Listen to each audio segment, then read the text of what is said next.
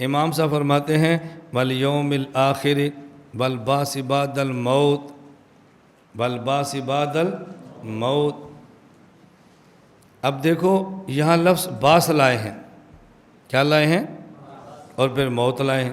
میں نے کہا تھا نا والیوم الآخر، ایک ہے الیوم الاول، یہ دنیا ہے، الیوم الآخر یہ دوسرا، اس میں قبر بھی شامل اور حشر بھی شامل، لیکن چونکہ دو چیزیں الگ الگ لے آئے ہیں، والیوم الآخر والبعث بعد الموت، اس لیے ہم نے دو زندگیاں الگ بیان کر دی ہیں، موت سے لے کر حشر تک الگ زندگی جو برزخ کی ہے، اور حشر موت کے بعد کی زندگی الگ زندگی جو قیامت کبریٰ کی ہے، یہ قیامت صغریٰ اور وہ قیامت کبریٰ۔ اب یہاں لفظ کیا لائے ہیں؟ والبعث بعد الموت یا والاحیاء بعد الموت۔ دیکھو احیاء نہیں کہہ رہے، کیا کہہ رہے ہیں؟ بعث۔ بعث الگ چیز ہے، احیاء الگ چیز ہے۔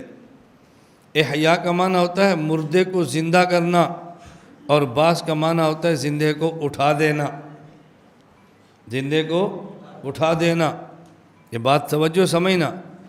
والسلام علی یوم ولدت و یوم ابعث، والسلام علی یوم ولدت و یوم اموت و یوم ابعث حیا، وسلام علیہ یوم ولد و یوم یموت و یوم یبعث حیا۔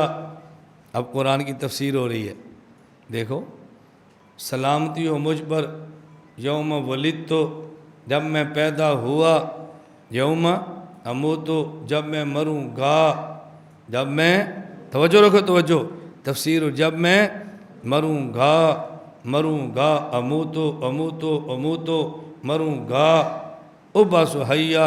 دیکھو ابعث اموت، ابعث اموت، پہلے اموت پھر ابعث، پہلے اموت پھر ابعث، موت ہے حیات نہیں ہے، ابعث حیا، اب حیات ہے۔ قرآن کہہ رہا ہے، نسی قطعی سے ثابت ہو رہی ہے، اور نسی قطعی کا منکر کافر ہوتا ہے۔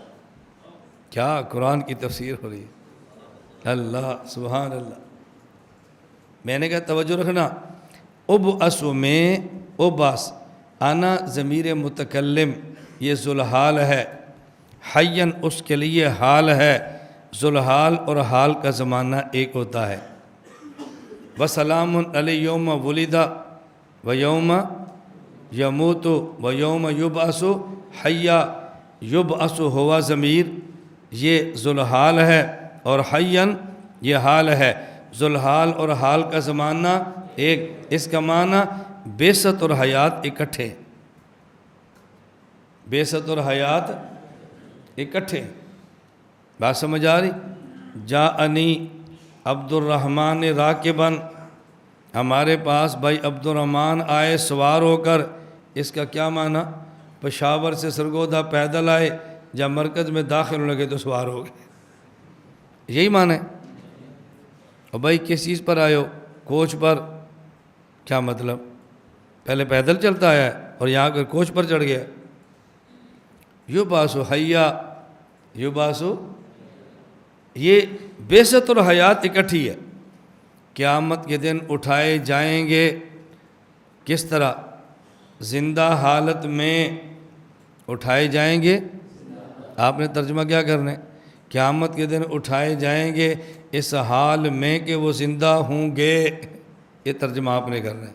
اسی طرح پڑھا ہے نا، اسی طرح پڑھانا ہے۔ قیامت کے دن اٹھائے جائیں گے درا حال ہے کہ وہ زندہ ہوں۔ کیا بات ہے! دیکھو نا، کالج میں کرو تفسیر، لوگ تمہیں کیوں سنیں گے؟ سنیں گے مودودی کو، تمہیں کیوں سنیں گے؟ غامدی کو سنیں گے؟ ہم کالج کی زبان ہی نہیں لاتے تو سنے گا کون؟ قیامت کے دن اٹھیں گے کس طرح؟ بولو، زندہ حالت میں اٹھیں گے، زندہ حالت میں اٹھیں گے۔ اس سے پہلے کیا ہوں گے؟ قرآن خاموش ہے۔ اس سے پہلے کیا ہوگا؟ والسلام علی یوم ولدت، آگے یوم اموت۔ یہ توجہ رکھنا، آدمی پیدا ہو گیا نا، تو پیدا ہونے کا معنی زندہ ہے یا نہیں؟ جی۔ اس کے بعد اموت، موت آئے گی، پھر موت کے بعد کیا ہوگا؟ ابعث تک کی زندگی، چپ ہے یا نہیں؟ لیکن جب ابس ہے تو پھر حیا، یہ بعثت اور حیات اکٹھے ہیں۔ اس سے پہلے کیا تھا، اس پر قرآن خاموش ہے، اس پر قرآن کریم اس پر یعنی اس آیت میں خاموش ہے، ویسے خاموش نہیں، اس آیت میں خاموش ہے۔